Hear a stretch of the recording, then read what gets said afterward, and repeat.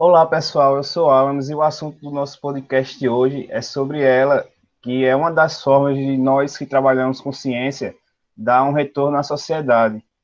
Ela que pode trazer uma nova legião de cientistas. O nosso foco de hoje é divulgação científica. Olá pessoal, meu nome é Eric. Nos sigam nas nossas redes sociais. Estamos no Anchor, Spotify, Google Podcast e muito mais. E também no Instagram. Todos os links vão estar na descrição. Então, o nosso convidado de hoje é o professor Luiz Carlos Crispino. Ele é formado em Física pela USP e possui seu mestrado e doutorado em Física pelo Instituto de Física Teórica da Universidade Estadual Paulista.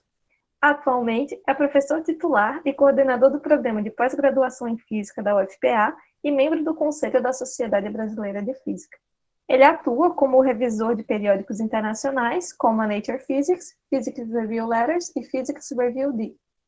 Tem experiência na área de física, com ênfase em teoria geral de partículas e campos, atuando principalmente em teoria quântica de campos em espaço-tempos curvos, buracos negros e análogos, e emissão de radiação por cargas aceleradas. Ele atua também nas áreas de divulgação científica e história da ciência e da tecnologia na Amazônia. Olá professor, é um prazer receber você aqui no nosso podcast. Queria primeiramente parabenizá-lo pelo prêmio Ernesto Hambúrguer, tá? Recebido por você e pela Sociedade Brasileira de Física. E para iniciar esse podcast, gostaria de lhe fazer uma pergunta que muita gente se faz. Quais as dificuldades de se fazer divulgação científica no Brasil?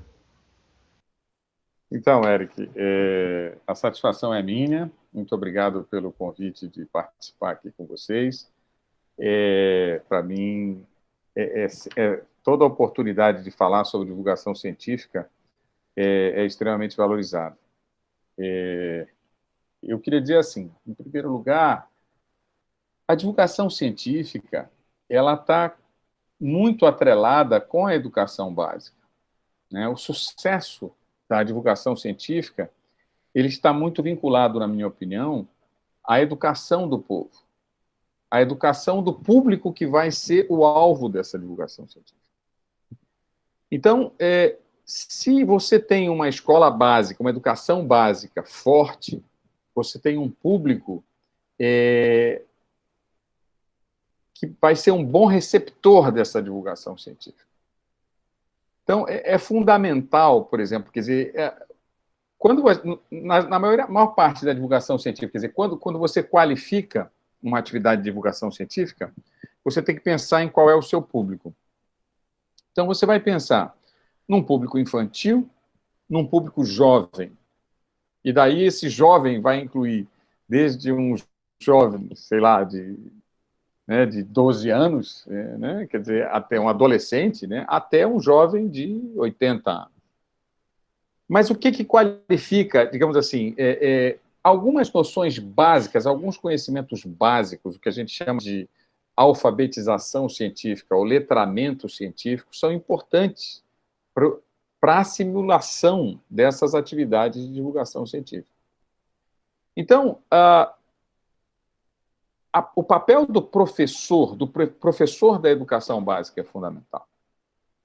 Então, se você está numa região, e quando a gente não precisa falar de Brasil, isso aí se aplica ao mundo inteiro, né? Quer dizer, em um povo com uma educação básica forte, as atividades de divulgação científica tendem a ter sucesso.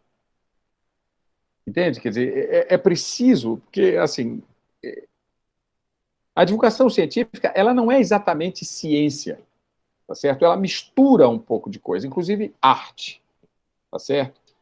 E por quê? Porque você faz através de um vídeo, você faz através, muitas vezes até de eventualmente uma peça teatral, ou várias outras atividades, né? Por exemplo, seminários em escolas, né? Quer dizer, você vai... Uma das atividades fortes de divulgação científica que eu tenho feito ao longo desses anos, né, são seminários em escolas. Mas, quer dizer, quando você chega numa escola, será que aqueles alunos querem assistir àquela palestra? Por mais interessante que seja. Quer dizer, quantas vezes eu já entrei numa escola com a sensação, entrei para dar uma palestra com a sensação de que não era exatamente o que aqueles alunos queriam naquele momento. E depois você fica sabendo como é que as coisas são feitas, como é que aqueles alunos são reunidos naquela sala de aula, entende? Para assistir uma palestra, por exemplo.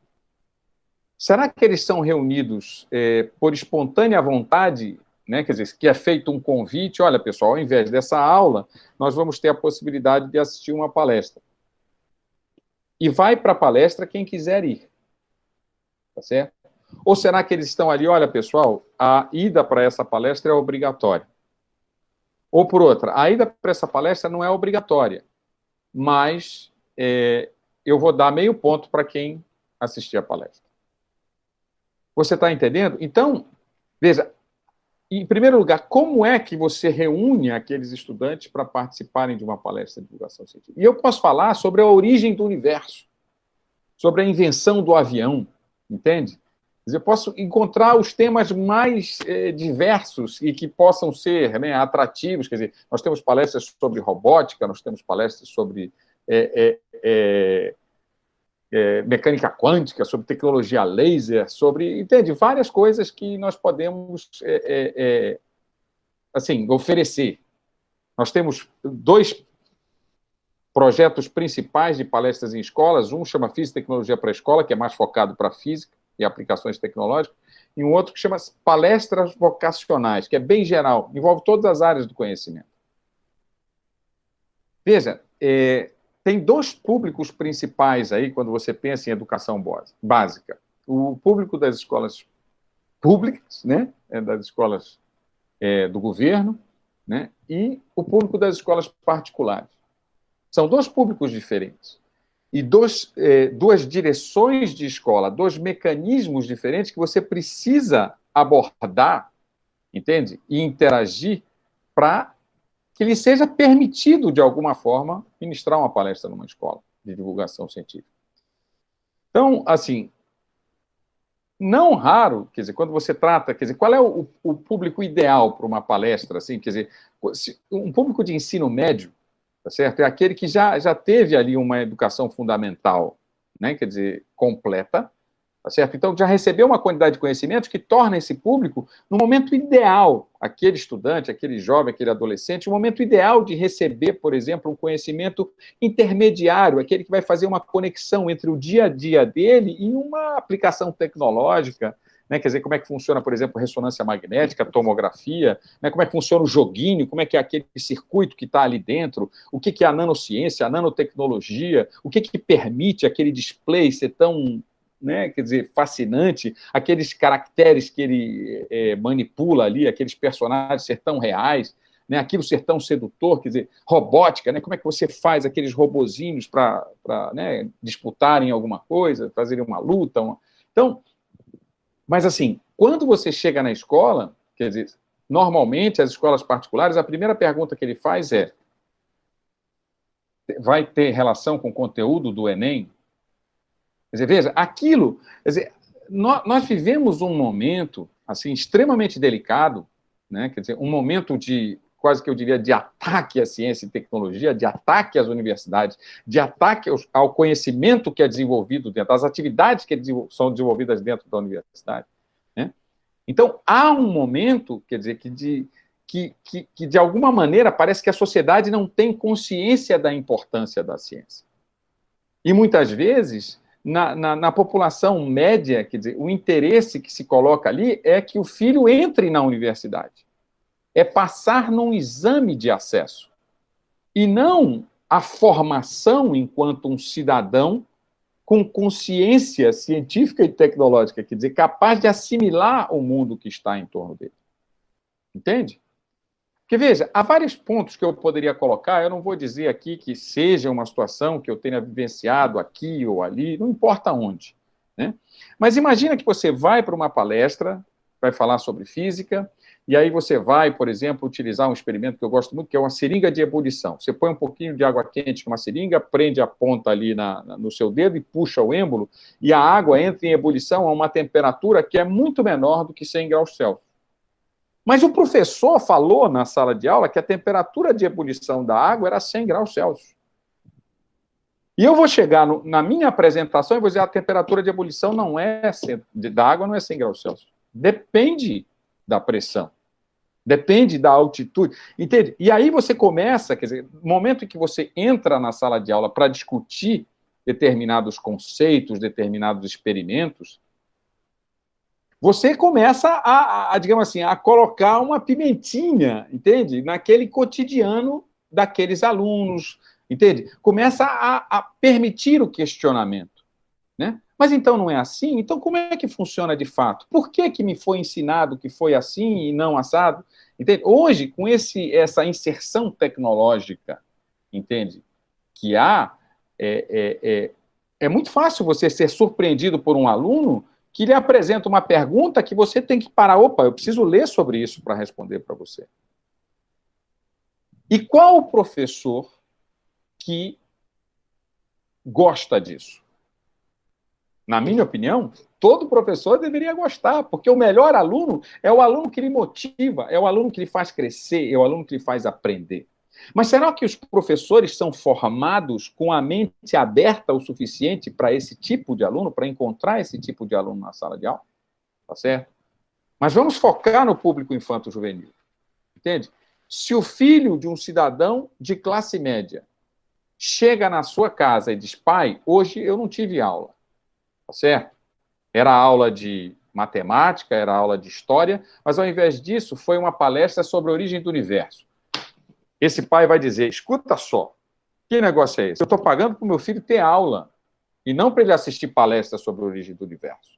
Será que ele ficar assistindo palestra sobre a origem do universo, sobre, sei lá, robótica ou alguma coisa, será que esse aluno será que ele vai conseguir passar no Enem? Será que ele vai conseguir uma nota no Enem suficiente para ele passar em alguma universidade? Eu quero que meu filho saiba resolver aquela questãozinha que vai cair no Enem para ele conseguir superar esse exame de admissão e entrar numa universidade. Certo? Aí eu estou falando do pai de classe média. Agora deixa eu falar do pai do nível socioeconômico mais baixo. Será que essa pergunta faz sentido? Eu pergunto para você, quantas vezes um aluno conversa com um pai sobre as atividades na sua escola, um pai que é trabalhador da construção civil, tá certo? Que é uma empregada doméstica, tá certo? Será que um patrão vai liberar um trabalhador da construção civil para ir numa reunião na escola do seu filho? Será que um patrão vai liberar uma empregada doméstica para ir para uma reunião de pais na escola? Entende? Então, quer dizer, veja, há uma questão social que está por trás da educação básica, né, nos seus diferentes níveis, né, que precisa ser abordada, que precisa ser... Nós precisamos dialogar sobre isso, nós precisamos pensar, refletir sobre isso. Então, em primeiro lugar, o governante ele tem que perceber que a qualidade da educação do povo que ele governa é fundamental para o desenvolvimento socioeconômico daquele povo. Entende? Então, eu acho que a principal dificuldade que há para a realização da divulgação científica, assim, para começar essa conversa, é a qualidade da educação básica brasileira. Tá? E assim, a gente pode falar da falta de professores, do quanto, por exemplo, pega um estudante médio de uma escola pública brasileira, vamos dizer que o conteúdo programático que ele teria que receber é 100. Quantos por cento, né, ele efetivamente recebe desse conteúdo? Tá? Isso é um primeiro estágio do problema. Mas aí vamos para uma escola particular e vamos supor que o aluno efetivamente receba 100% daquele conteúdo programático. Mesmo ele recebendo 100% daquele conteúdo programático, será que ele foi acostumado a refletir sobre aquela informação que ele recebe? Será que ele recebe de uma maneira mecânica ou lhe é dada a possibilidade de questionar? Será que ele aprende a resolver questão ou será que ele aprende a refletir sobre aquele conteúdo que é apresentado para ele? Professor, você tocou num ponto muito importante aí sobre a questão das avaliações do ensino, né? Do ensino médio. A gente vê que o ensino de ciências é muito focado na descoberta vamos dizer, de resultados, de fazer conta, de cálculos. Você treina muito responder questões, mas não treina quase nada o pensamento científico, né? Você pensar cientificamente. O senhor acha que as provas de avaliação do ensino médio, o Enem, são feitas de forma errada? Porque, querendo ou não, os colégios têm que preparar os estudantes para o Enem também, né? Porque é a porta de entrar na universidade e muitas mudanças sociais. O Enem é formulado errado, o Enem deveria ser formulado dessa forma e o ensino deveria englobar essas duas habilidades, o pensar científico e também a solução de problemas, vamos dizer assim. Então, Alamis, veja só. A gente sabe, né? Quer dizer, é muito fácil você criticar. Coisa mais fácil na vida da gente é você criticar o que se apresenta diante de você. Mas, em primeiro lugar, a gente deve se fazer a pergunta, né? Não é trivial você construir, você elaborar um exame. Entende? Como a gente estava conversando um pouco antes da entrevista, eu tenho 2 filhos. Uma de 22 anos, que eu posso falar um pouquinho mais sobre isso depois, né?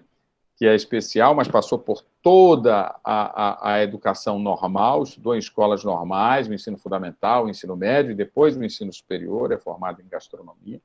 Então, eu acompanhei muito de perto. Eu e minha esposa acompanhamos muito de perto a formação da nossa filha mais velha. Temos agora um filho de 5 anos, que é o novo desafio, né, da nossa família. Mas, veja, eu acompanhei a minha filha e acompanho também os sobrinhos, né? Quer dizer, porque normalmente, por ser físico, né, toda vez quando chega física, matemática, né, você podia dar uma aula e tal, claro, né? E quando eu pego aqui, o que você pega? As questões, quer dizer, imagina, quanto tempo um professor tem para fazer uma questão?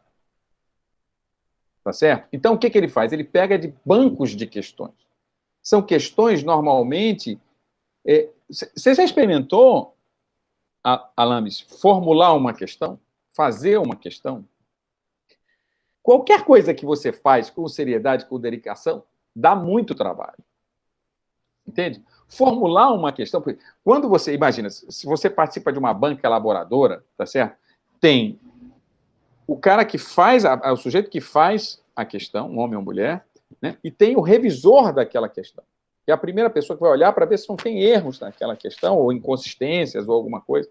Entende? Então, e mesmo assim ainda passa alguma coisa. Então, agora, se o sistema de avaliação é escrito, tá certo? Se você vai marcar uma alternativa ou dar uma resposta, isso pode até fazer sentido para disciplinas, digamos assim, das ciências humanas.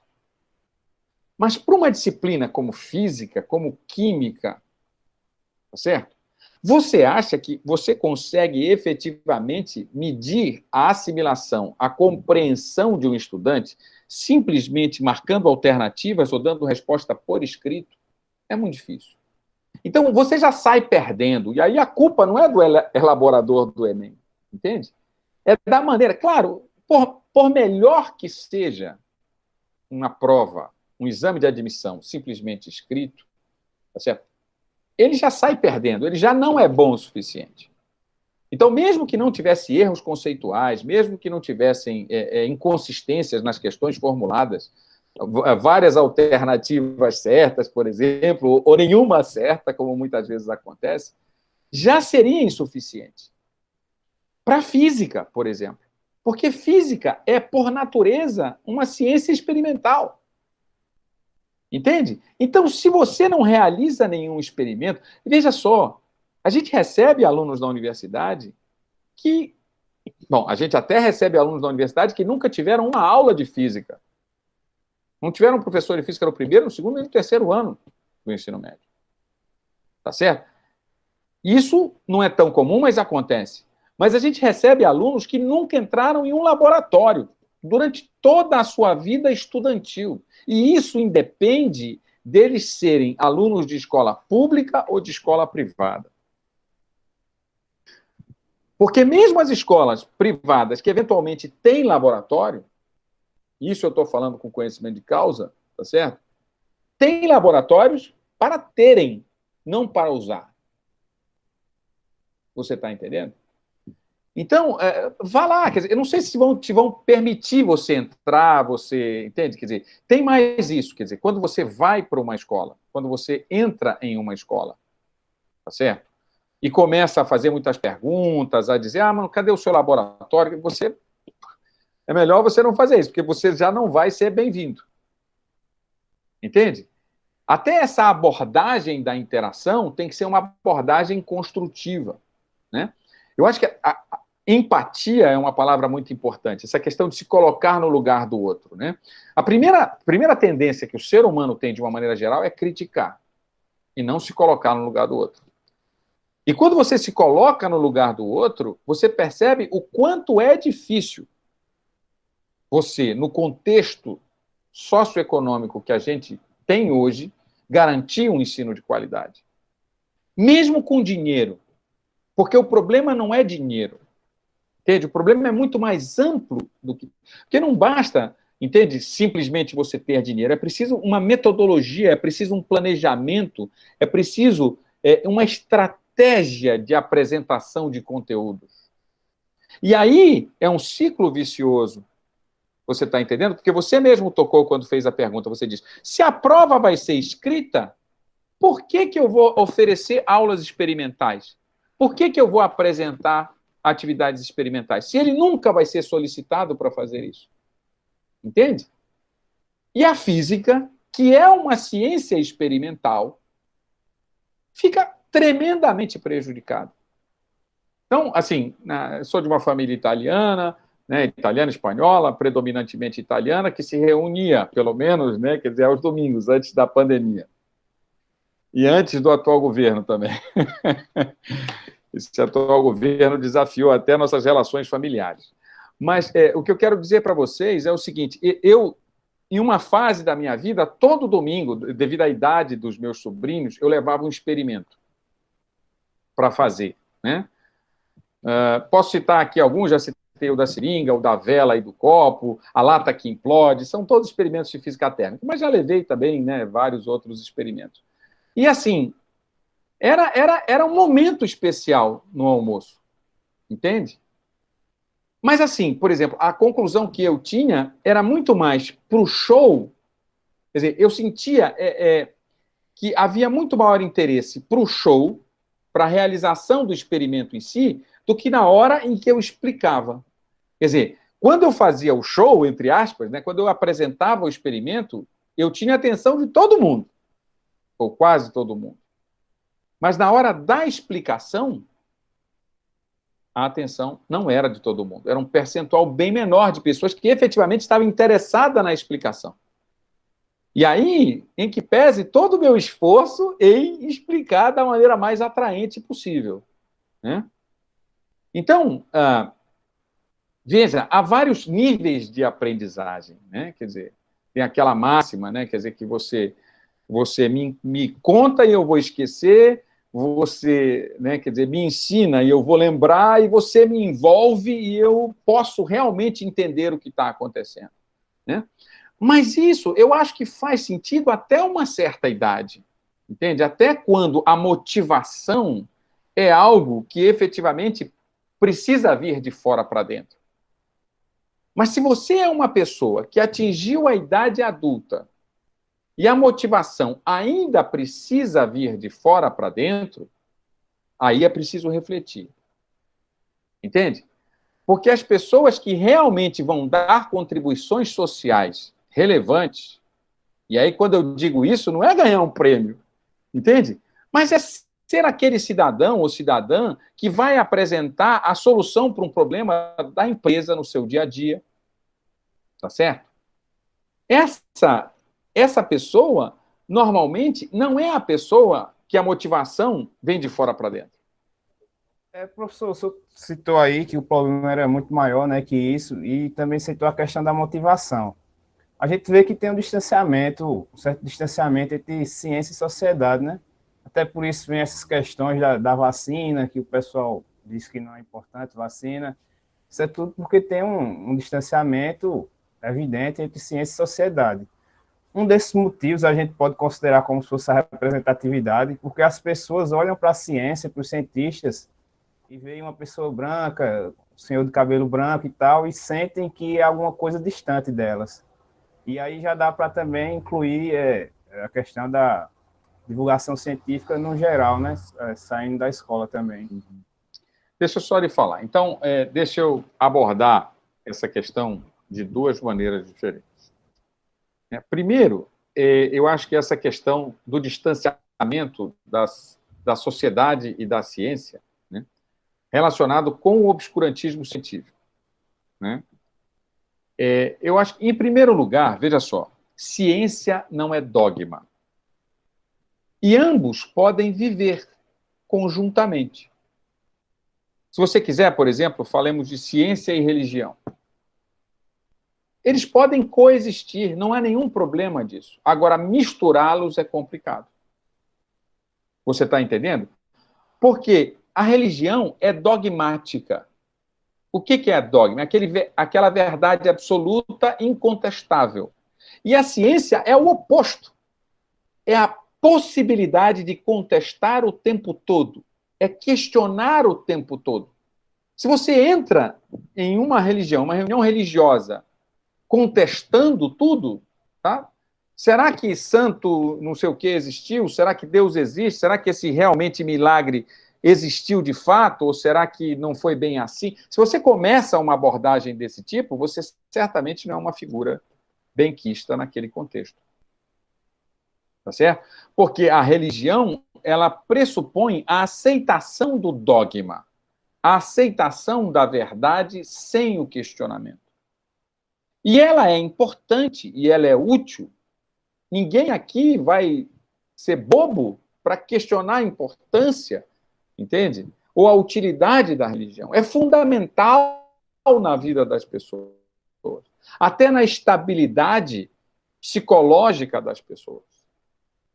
Justamente por isso é que ela pode ser usada, entende? Como manipulação de massa, o que é ruim, tá certo? Mas para o conforto, para a estabilidade, para a serenidade das pessoas. Ela é importante, sem dúvida, mas ela é dogmática. Você aceita, você não questiona. Enquanto que a ciência, se a pessoa não questiona, não vai ser um bom cientista. É o oposto. Entende? E nós sabemos nos comportar. Quer dizer, você, veja bem, de maneiras diferentes e situações diferentes.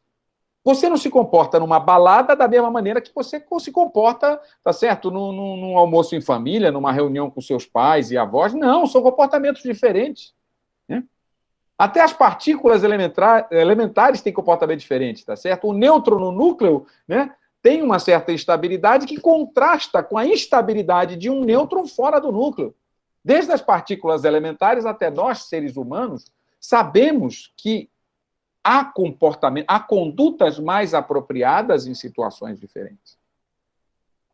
O problema é se a ciência, se a educação, ela lhe foi apresentada como um dogma.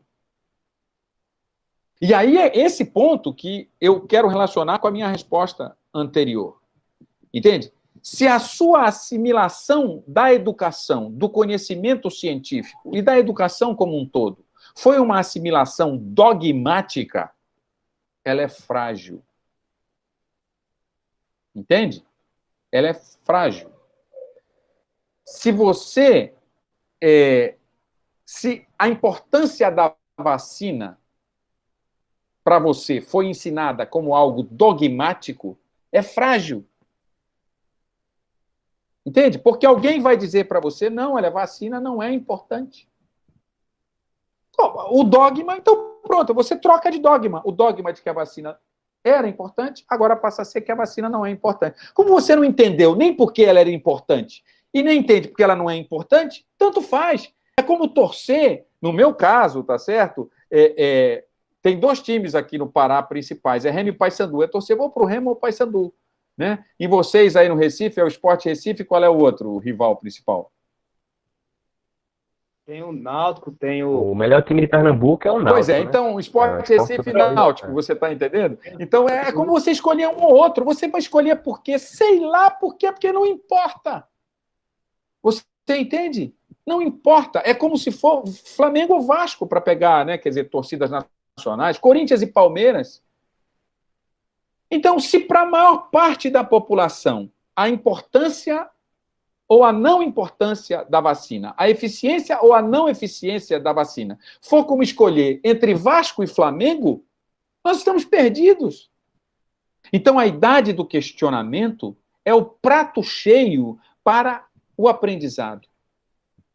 Entende? É ali, é quando aquela criança está ávida pelo conhecimento, é que o conhecimento deve ser apresentado a ela. E cada vez que ela pergunta, que ela faz uma pergunta, a resposta deve ser dada.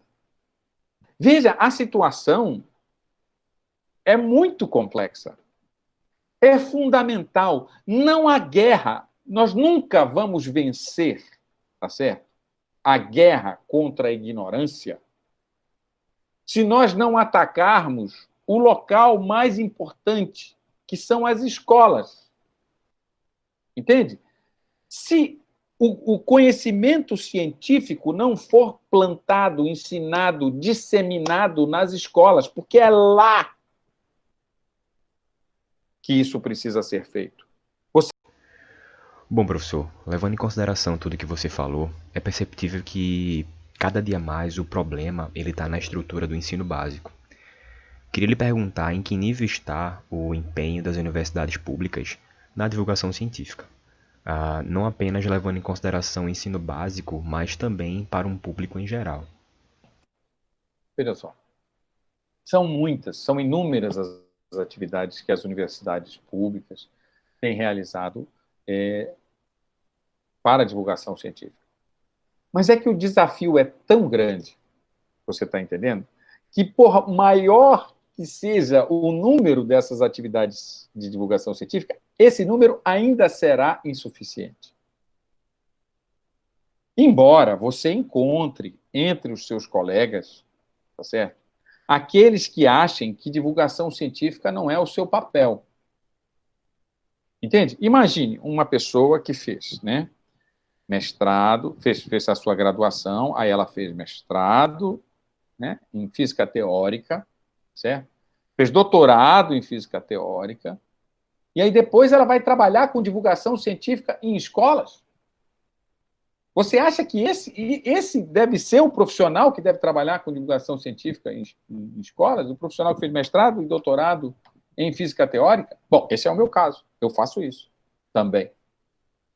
Mas já encontrei diversos colegas, tá certo? Que quando convidei para dar um seminário numa escola, diziam: olha, Crispino, esse não é o meu papel. Entende? O meu papel, eu fiz mestrado, eu fiz doutorado, eu tenho que, entende? Me empenhar nas minhas pesquisas, entende? Você vai culpar essa pessoa? Não sei, porque, veja, de fato, é preciso muito mais. Todo mundo, em primeiro lugar, tem que dar um pouquinho de si para a divulgação científica. Tem que procurar se fazer entender. Não é fácil. A relação com a imprensa não é fácil. Não é fácil tanto na ida quanto na volta, seja o que quer que você chame de ida e de volta. Tanto é difícil para o jornalista conseguir se comunicar com o pesquisador para poder extrair dele a informação e colocá-la numa linguagem acessível e correta, como é difícil para o pesquisador dar uma entrevista sem a garantia de que o que ele vai falar vai ser colocado numa linguagem correta.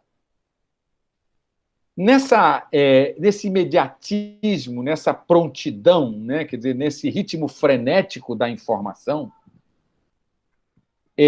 não vou nem discutir o porquê, mas muitas vezes, quando você dá uma entrevista, especialmente para um jornal, a TV ela é mais fiel ao que você fala, porque o que você fala que vai sair. É lógico que o repórter ele pode através de corte, né, dá para fazer isso. Né? Bom, nós estamos falando de um mundo que até pode pegar a minha, digamos assim, a minha cara e colocar eu falando coisas que eu não falei. Quer dizer, hoje há tecnologia para isso. Né? Mas eu não estou falando disso. Então, mas o jornal, por exemplo, a mídia impressa, quer dizer, muitas vezes você dá uma entrevista por telefone ou alguma coisa e o repórter faz uma síntese e publica. Mas você não vê antes de publicar, você não faz essa revisão. Isso acontece nas universidades, né? Nas imprensas universitárias, né? nas assessorias de comunicação universitária, mas não no... Então, veja só, a universidade, ela tem inúmeras atividades de divulgação científica, tá certo? Eu poderia aqui, por exemplo, nos projetos de extensão, nos projetos, né, nas chamadas e editais que as universidades organizam, né? O CNPq hoje tem anualmente os editais, as chamadas para a Semana Nacional de Ciência e Tecnologia, e muitos projetos são aprovados, muitos projetos são propostos. Só que, veja, o abismo é tão grande.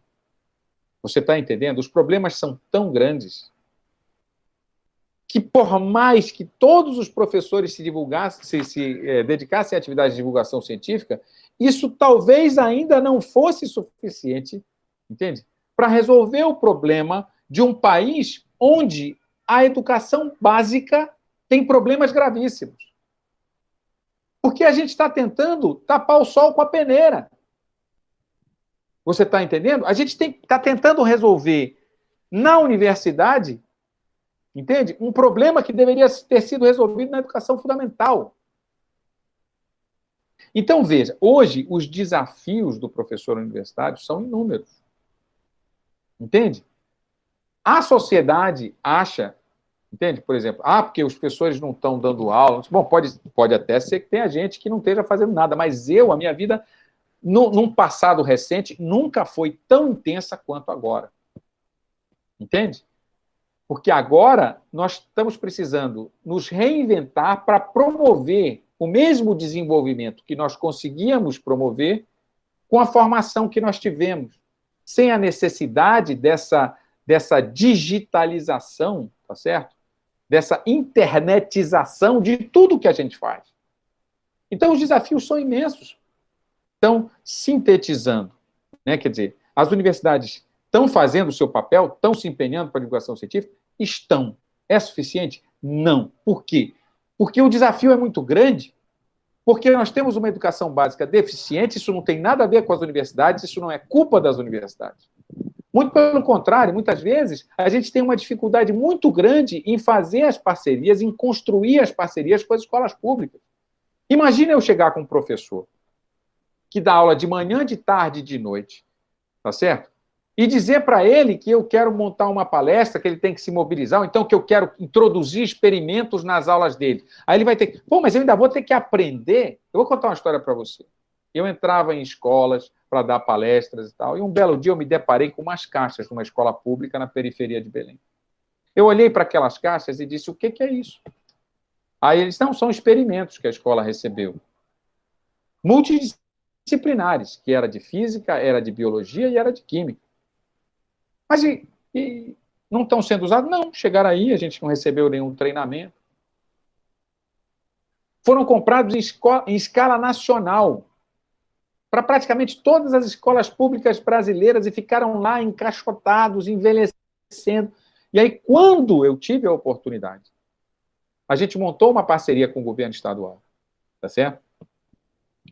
Para capacitar os professores. Foi um projeto belíssimo em todo o estado do Pará, envolvendo dezenas de professores, centenas de escolas divididas em polos. Foi um projeto belíssimo. Aí funcionou naquele ano. Utilizaram os experimentos e aí, ao invés deles apodrecerem pelo desuso, eles sim utilizaram pelo uso, foram quebrando de tanto utilizar e tal. Aí depois não tinha mais reposição de kit. E aí a gente propôs uma segunda etapa desse projeto, que inclusive se chamava experimentação, né? A ação experimental, né? Que era construir os experimentos com material de baixo custo. Esse não foi aprovado pelo governo. Não sei o motivo. Não sei se era porque não envolvia a compra de kits, não sei. Né? Era só capacitação de professores. Era pegar um canudinho e ensinar eletricidade com a fricção de um canudinho num papel, ensinar que a temperatura de ebulição da água não é os 100 graus Celsius, simplesmente pegando uma seringa que você compra por R$1, R$2 numa farmácia e pegar uma água ligeiramente aquecida. Entende? Porque, na verdade, você não precisa de altíssima tecnologia para ensinar ciência. Ciência você ensina através de coisas básicas. Professor, já falando sobre esse tipo de divulgação científica, que a gente usa coisas básicas e trata de assuntos mais simples, né, como, por exemplo, mecânica simples, entre aspas.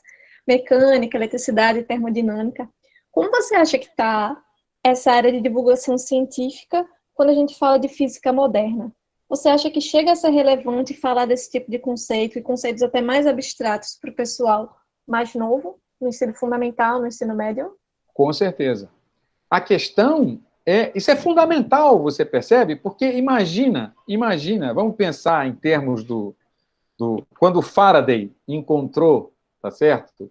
Se encontrou com o dínamo, tá certo? Quando ele propôs o dínamo. Imagina, né? Quer dizer, esse dilema lá das crianças. Né? Quer dizer, imagina a sociedade inglesa pensando, será que vale a pena falar sobre isso para as crianças, né? Quer dizer, que é uma física moderna. Imagina o dínamo, a transformação mais básica de energia que hoje, para a gente come com farinha, como a gente diz. Né? Os conceitos mais modernos devem ser apresentados o mais rápido possível. Nós devemos encontrar maneiras de fazer isso. E deve haver. Mas o que é fundamental para isso? Que o professor entenda esses conceitos. Se o professor não entender esses conceitos, ele não vai conseguir ensinar para ninguém. Você só ensina o que você sabe. Entende? Então, a capacitação de professores ela é fundamental. Então, o grande desafio é como capacitar os professores para que eles possam tratar desses conceitos para os alunos. E aí, veja só, essa avaliação arcaica, essa avaliação, quer dizer, os problemas que caem no vestibular ou no Enem, os problemas do Enem de 2020 não podem ser os mesmos problemas do Enem, tá certo? De 2000. E de 1980 não tinha Enem.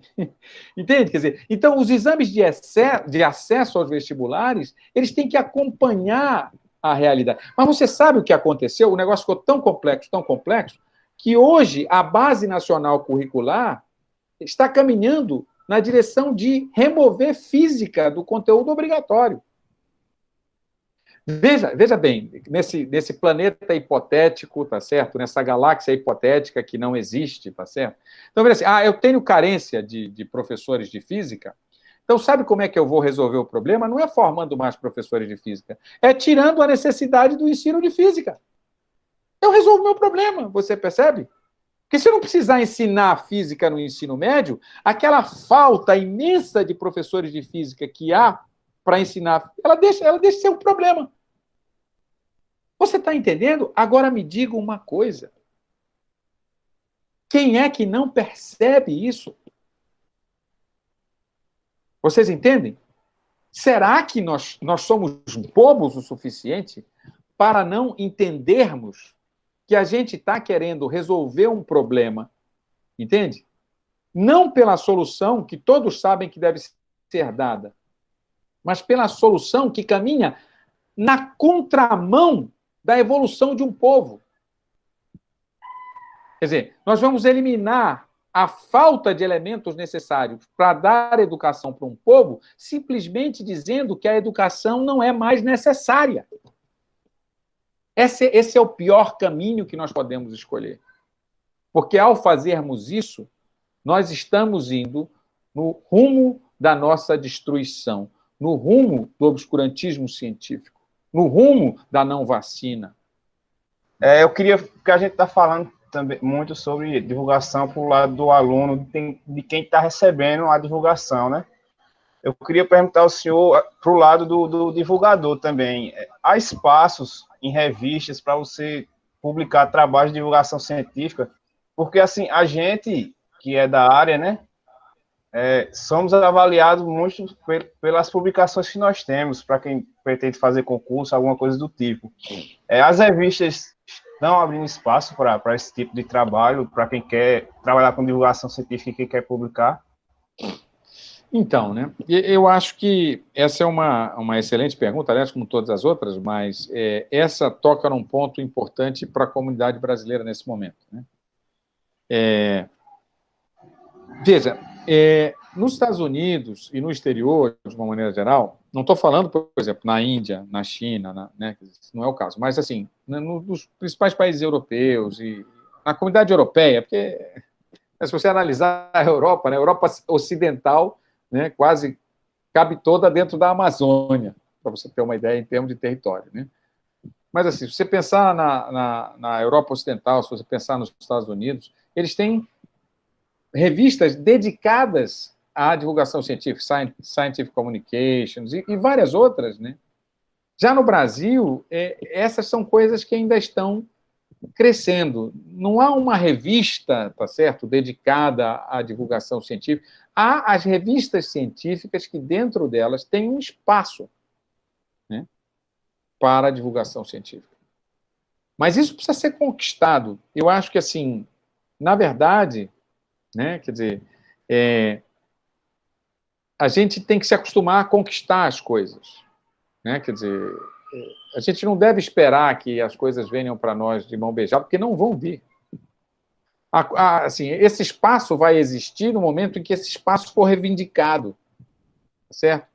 Então, por exemplo, os artigos que eu publiquei sobre, né, junto com os meus colaboradores, sobre o Museu Interativo da Física, o Laboratório de Demonstrações, né, palestras vocacionais, foram publicados em revistas importantes, brasileiras, que não são revistas de divulgação científica, em princípio, mas que abriram um espaço para isso. Entende? E eu acho que a proposta, eu acho que elas abrirão cada vez mais espaço à medida que esse espaço for solicitado. Né? Com qualidade, obviamente, com muita determinação, né, com muito esmero, apresentar artigos científicos de qualidade que o editor possa olhar e dizer, não, olha, isso aqui realmente, né, quer dizer, vai ser muito útil para os mais diferentes locais brasileiros onde uma atividade semelhante possa ser estabelecida. Por exemplo, de divulgação científica de astronomia, um laboratório de demonstrações, ou um museu da física, o que quer que seja. A gente precisa criar esse espaço. Mas ele está surgindo. Eu sou um otimista de carteirinha, tá certo? Então, assim, por exemplo, essa semana mesmo eu recebi por e-mail um e-mail de uma nova revista que está surgindo, chama Cadernos de Astronomia, já faço aqui uma propaganda, que o pessoal da Universidade Federal do Espírito Santo se reuniu para fazer. Uma revista completamente gratuita, assim, acesso gratuito, aberto, online, que teve seu primeiro número agora publicado, que tem lá seu espaço para divulgação científica. Entende? Então, isso precisa ser conquistado, né? Assim, eu já tive muitos estudantes, né? Quer dizer, eu sou praticamente quase 30 anos professor da universidade, né? Então, é muito comum, e já tive vários estudantes, tanto de, né, graduação quanto de pós-graduação. Tá certo? Então, é muito comum, às vezes, o estudante de graduação procurar o professor e dizer, professor, eu queria publicar um artigo. Mas veja, a abordagem não é essa. De novo, o caminho é errado. Ele não tem que querer publicar um artigo. Ele tem que ter uma ideia publicável. Você está entendendo? Então, quer dizer, o fim, a publicação do artigo é a coroação de toda uma história de construção de um trabalho acadêmico. Você está entendendo? Então, mas isso, veja só, se a nossa cultura for uma cultura numerológica, é isso que a gente está estimulando. Se as pessoas forem avaliadas pelo número, se as pessoas forem avaliadas pela quantidade ao invés da qualidade, entende? Nós vamos caminhar nessa direção. Nas pessoas querendo ter um número e não a qualidade. Você está entendendo? Então, isso é fundamental. Eu acho que, antes de mais nada, a pergunta deve ser a seguinte: será que no Brasil nós temos divulgação científica de qualidade o suficiente para suportar algumas revistas ou uma revista dedicada exclusivamente à divulgação científica? E eu acho que sim. E eu acho que sim. Mas essas pessoas estão escrevendo os seus artigos? Porque você percebe, senão fica aquele ciclo vicioso. Eu não escrevo artigo porque não tem revista. Mas não tem revista porque ninguém escreve artigo. Entende? Porque eu quero lhe dizer o seguinte: eu fico tão feliz ao publicar um artigo no Physical Review, vocês sabem, né? É uma revista de física importante, quanto publicar um artigo na Revista Brasileira de Ensino de Física. Pode ser que alguém, quando me assista falar isso, ache graça, mas eu não estou achando graça. O meu nível de satisfação é muito semelhante. Eu não consigo discernir. E eu vou te explicar por que eu sinto assim. Porque o esforço que eu ponho em um artigo, seja ele publicado na Revista Brasileira de Ensino de Física ou no Physical Review, é o mesmo. Quer dizer, não é que seja o mesmo, porque nunca é o mesmo, você percebe? Mas a dedicação, a seriedade com que eu faço uma coisa ou outra é completamente equivalente. Eu não distingo. Entende? E eu acho que é assim que tem que ser. Entendeu? A história, porque é fácil fazer isso, é fácil fazer divulgação científica. Rapaz, eu não sei para quem, porque para mim não é fácil fazer divulgação científica. Bom, falando em sua satisfação em fazer publicações tanto em revistas mais conceituadas como em menos conceituadas, no dia 9 de julho, a Sociedade Brasileira de Física anunciou você como vencedor da segunda edição do Prêmio Ernesto Hamburger para divulgação científica em física, pelo seu grande empenho na popularização das ciências físicas, tá? Eu gostaria que o senhor explicasse um pouco sobre o que é o Prêmio Ernesto Hamburger, tá? Qual a importância dele e quais foram as principais atividades desenvolvidas por você para merecer tal premiação.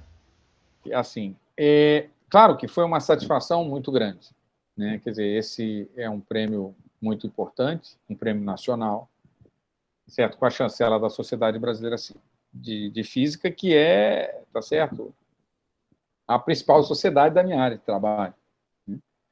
Então, eu realmente, para mim foi uma alegria muito grande, mas ao mesmo tempo, né,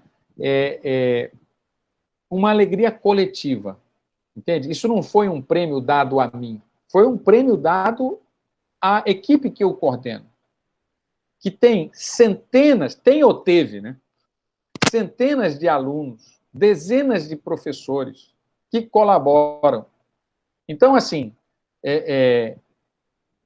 eu divido esse prêmio. É até bom que não tenha tido dinheiro envolvido, entende? Porque é muito fácil fazer isso, né?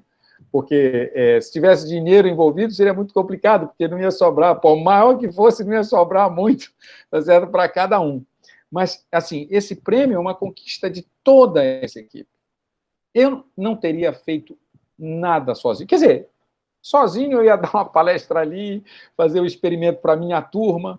Depois a gente pode até falar sobre isso, né? Quer dizer, como é que surgiu o laboratório de demonstrações, que é um dos principais, os experimentos que eu fiz em sala de aula. Aí os alunos vieram, não, vamos montar e tal, aquela coisa, aí envolvendo outras pessoas, outros alunos, outros professores, e assim cresceu, e chegou onde? Chegou hoje, com 3 salas, com um prédio sendo construído, e aquela coisa toda. Mas tudo começa miudinho, entende? Agora, cresce, eu acho que de acordo com o empenho, dedicação e, acima de tudo, a capacidade que o catalisador tem, entende? A capacidade que o líder tem de envolver outras pessoas, entende? Agora, envolver com transparência, com honestidade, entende?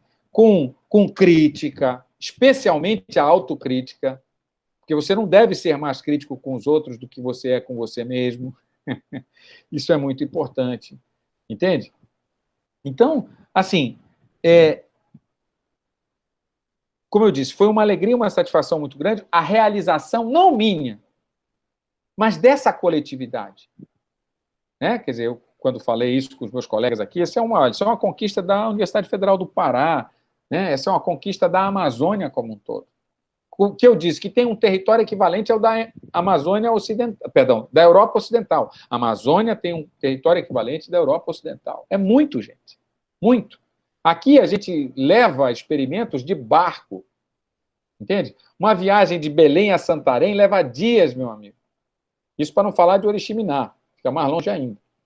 Tá certo? Então, o que eu quero te dizer é que eu acho que existem poucos prêmios no Brasil. E não é só de divulgação científica. É de uma maneira geral. Entende? Cada secretaria de ciência e tecnologia deveria, de cada estado brasileiro e do Distrito Federal, deveria ter uma premiação de divulgação científica. Cada estado devia ter um prêmio anual, no mínimo anual, de ciência. Entende? Cada estado deveria ter um prêmio anual para professores. Entende? Porque as pessoas que se dedicam, elas têm que ser reconhecidas. Não é para satisfação das pessoas, não é para isso. Claro, isso existe, mas não é para isso. É para que a sociedade entenda que isso é importante. É para que isso motive a outras pessoas de fazerem o mesmo. Não para ganhar o prêmio, mas pela compreensão de que só assim nós vamos desenvolver uma sociedade. Só com educação, ciência e cultura que nós vamos desenvolver as sociedades brasileiras. De cada cidade, de cada estado. Você está em... assim, sabe uma coisa que me dá uma felicidade especial? Eu ter sido atribuído a essa minha equipe, na minha representação, esse prêmio, num bom momento, talvez no melhor momento da minha carreira científica, não de divulgação científica. Você está entendendo? Porque isso me permite dizer que é possível fazer ciência e divulgação científica ao mesmo tempo. É claro, isso não é barato. Entende? O preço que eu pago para isso é muito alto. São horas de sono, entende? Muitas vezes são horas que eu deixo de ficar com meu filho de 5 anos, entende? Com a minha filha de 22, que necessita, né, dos meus cuidados especiais, da minha atenção especial, entende? Da minha família como um todo. Muito bom você estar falando desse tipo de prêmio e falar como a gente deveria ter mais, até porque as pessoas, dependendo da profissão, sendo professor, por exemplo, de escola pública, às vezes não se sentem valorizadas devido à sociedade, devido ao salário e tudo isso. Aí, você, por exemplo, foi merecedor desse prêmio devido a inúmeros projetos que você tem, né? Você pode falar mais um pouco mais sobre eles? Quais foram essas atividades desenvolvidas? Certo. Foram 2 eixos. Na divulgação científica, concentrando na divulgação científica, eu escolhi 2 eixos principais. As palestras e a experimentação. Foram 2 projetos que nasceram juntos há mais de 15 anos atrás. Eu diria quase 20. Quando eu voltei para a universidade, em 2001, né? Terminei o doutorado. Aí eu comecei esses 2 projetos, ainda no início, timidamente. Entende? Porque, como eu disse, eu estava decidindo, tateando e tal. Aí, depois de 1, 2, 3 anos, eu resolvi, junto com alguns colegas, consolidar isso na forma de um projeto de extensão. E que hoje é muito mais do que um projeto de extensão, né? Que foram o Física para a Escola, chamava Física para a Escola, que era o projeto de palestras, e o Laboratório de Demonstrações.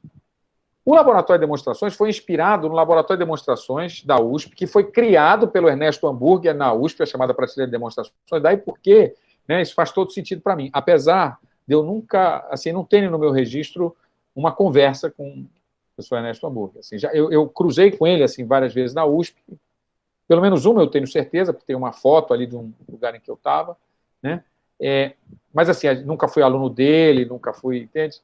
Mas, assim, eu visitei o laboratório de demonstrações que ele e colegas criaram, né, especialmente ele, e isso me inspirou a fazer a mesma coisa aqui. Né, quer dizer, com essa mesma ideia que ele teve na criação do laboratório de demonstrações lá, organizar um conjunto de experimentos que fosse fácil para o professor. Quando fosse dar uma aula, por exemplo, né, de oscilações, ter um pêndulo montado para levar para a sala de aula. Porque, apesar que pêndulo eu faço normalmente com ioiô, né? Quando eu fosse dar uma aula de cinema, de queda livre, por exemplo, né? Quer dizer, ter um experimento para medir a aceleração da gravidade, apesar de que isso, novamente, né? Eu fazia com um cronômetro e com uma bola. É complicado, mas dá. Até para os alunos chegarem, por exemplo, G é 9,8. Você percebe o dogma, entende? Quando o aluno entra lá e diz G é 10 metros por segundo quadrado, entendeu? É um dogma, aquilo é 10. Não. Aí, sabe qual é a diferença entre o ensino médio e a universidade? O ensino médio, a gravidade é 10 metros por segundo ao quadrado, e na universidade é 9,8. Mas é engraçado. Aí você faz um experimento em sala de aula, tá certo? E você vê, eles obtêm 6, eles obtêm 12. Entende? E a gente mostra, olha, mas é isso mesmo, olha, veja, há uma incerteza na sua medida aqui, você está medindo o tempo errado, você está medindo a distância, entende? Se você não tiver uma trena, se você não tiver... Entende? Então, e aí eu comecei a fazer isso, logo isso evoluiu para uma maletinha, e essa maletinha seduziu os estudantes, aí eu fui professor de Física 1 desse estudante, mas não fui professor de Física 2. Aí quando eles passaram para Física 2, eles tiram foto da maletinha. E aí a gente, não, então vamos fazer um negócio para todas as físicas, né? Que é a ideia do laboratório de demonstrações. E, paralelamente a isso, foram as palestras em escolas. Agora, nós estamos falando de 2013, 2012, 2013. Imagina, você não era nem nascido, né? Não, já era. Estava nascendo.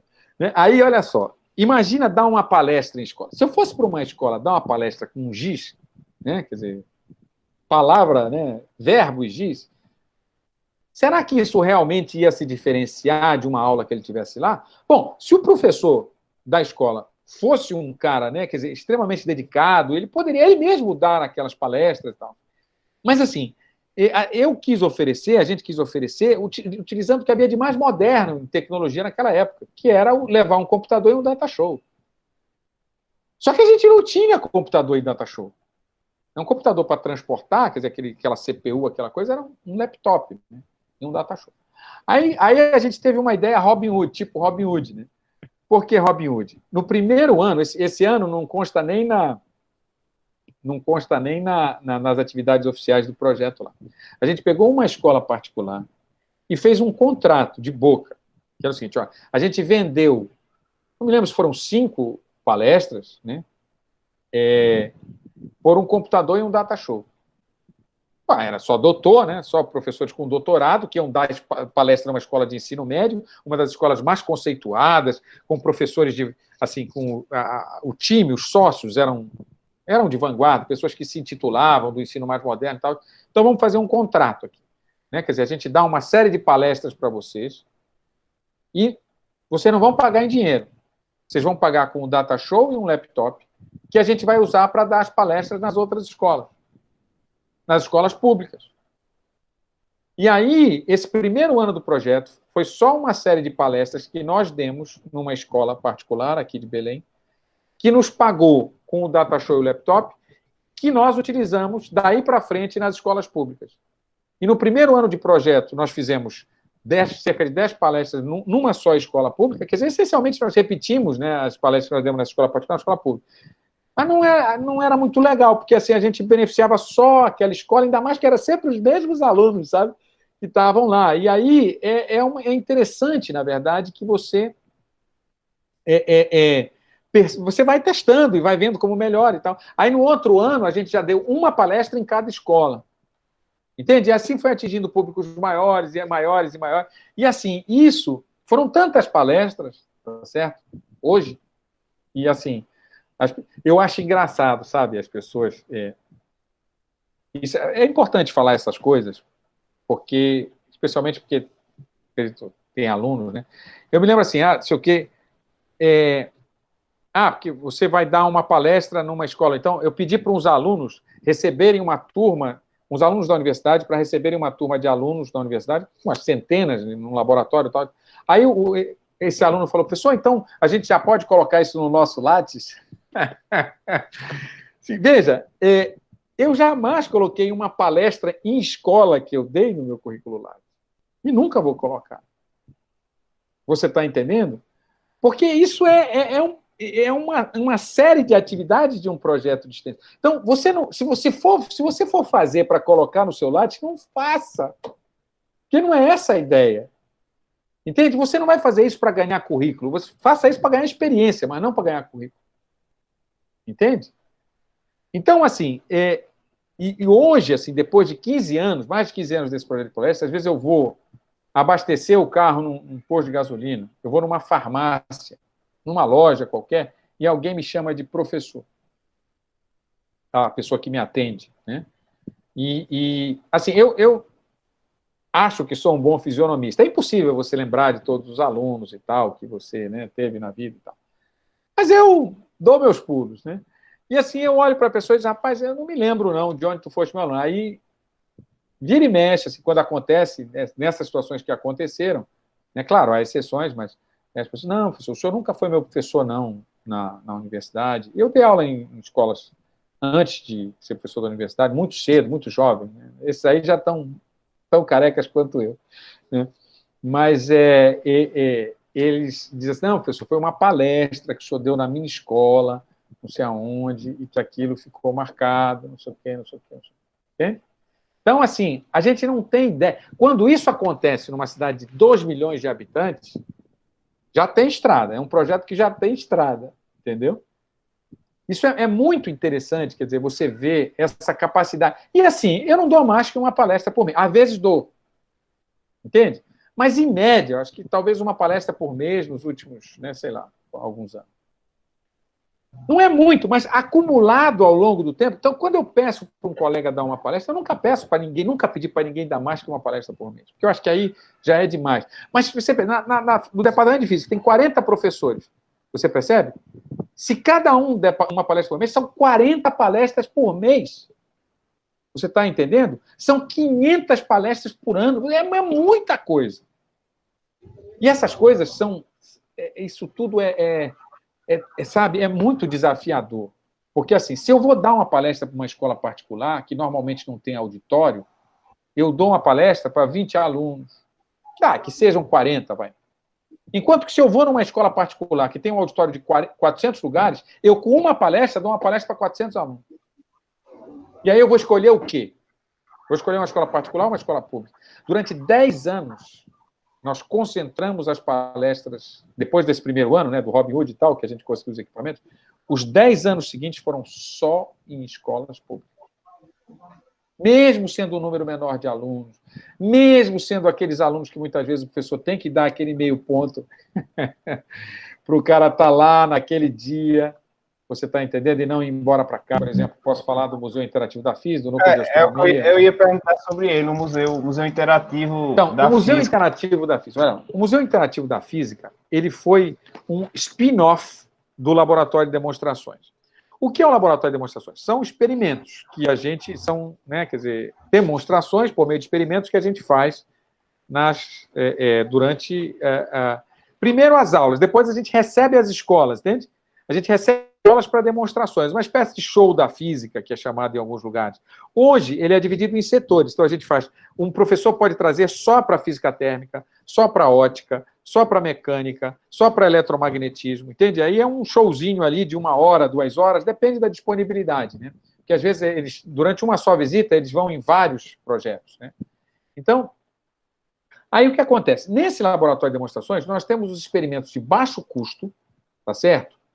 E experimentos industrializados. A maior parte deles foram construídos pelo Ateliê de Brinquedos Científicos, hoje se chama Ciência Prima, que é um dos maiores construtores, é o maior construtor de experimentos científicos desse país, e de maior qualidade, né? Que é o Ciência Prima, dirigido pelo Aníbal Fonseca, que é um artista, né? Um artista para construir esses experimentos científicos. Então, o que aconteceu foi o seguinte, por esse meu gosto por história da ciência, eu percebi que a gente poderia montar um conjunto de experimentos que fossem históricos. Entende? Como, por exemplo, uma réplica da lâmpada de Edison, da bobina de Tesla, da gaiola de Faraday, do pêndulo eletrostático. Entende? E aí, o que a gente fez? A gente pegou esse conjunto de experimentos e iniciou um projeto separado, um centro de ciências separado, que era o Museu Interativo da Física. É uma sala pequenina, mas como ela viaja, né? Quer dizer, a gente pega esses experimentos, coloca num carro, ou num ônibus, ou num barco, entende? E viaja por vários lugares do estado do Pará. Então, o alcance acaba sendo muito grande. Porque quando você alia esses projetos com atividades fora da universidade, eles ganham o mundo. Entende? Então, você vai para uma praça pública expor esses experimentos. Com isso, você atinge centenas de pessoas numa manhã. Isso é fantástico, isso é maravilhoso. Eu mesmo não tenho... É impossível acompanhar todas as atividades em locais públicos, porque são muitas. E são muitos estudantes, né? São dezenas de estudantes. Se eu contar os anos de cada um desses projetos, aí são centenas de estudantes que já passaram e que se orgulham disso e sentem saudade desse tempo em que você ia para uma praça pública ou para um ginásio de uma escola fazer uma demonstração de um experimento para dezenas de alunos. Aquilo vira um momento muito especial. Então, o museu foi isso, foi um conjunto de experimentos com esse enfoque mais histórico, réplicas de experimentos históricos. Você falando aí dos estudantes, né, que passaram, eu acho importante também, porque a gente falou da importância do professor, mas, assim, às vezes fica esquecido a importância do aluno também, né? É fundamental. Sem o aluno não faria nada disso. O aluno Agora, então, olha lá, o cara, eu costumo brincar, né? É uma brincadeira. O cara entra zerado, né? Entra com muito pouco conhecimento e tal, não sei o quê. Aí, são 4 anos, né, que o cara vai aprender. Depois de 4 anos, cara, alguns deles são capazes de demonstrar qualquer experimento do acervo. Isso é fantástico. Mas aí ele vai embora. E no lugar dele, normalmente, entra um calouro também que não sabe nada ou quase nada, que tem que começar. Mas esse é o nosso papel, entende? É como um curso, né? Quando você começa a ensinar uma determinada disciplina, as pessoas entram sem saber aquele curso, porque se soubessem, não tinham o que fazer. Aí passam, né? Só que é diferente, porque normalmente esses caras passam 2, 3, 4 anos no projeto. E quando tem uns que deixam muita saudade. Esses que deixam muita saudade, esses normalmente constroem o próprio laboratório de demonstrações nas escolas. Então, hoje, tem escolas em diferentes localidades aqui da região metropolitana de Belém, que já têm o seu laboratório montados por esses ex-alunos. Entende? Que desenvolveram tanta habilidade, entende? Que eles montam os seus próprios experimentos com material de baixo custo. E fazem festa, fazem miséria, são professores queridos, e a gente já recebe alunos desses professores de ensino médio nos nossos cursos de mestrado, de doutorado, entende?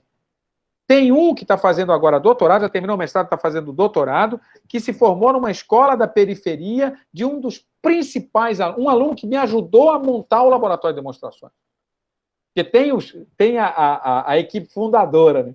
Porque não esqueça que eu falei que foram alunos que vieram até mim para a gente montar um laboratório de demonstrações. Foi uma meia dúzia. Esses já são mais velhos, são professores da Secretaria de Educação nas escolas, e esses fazem miséria.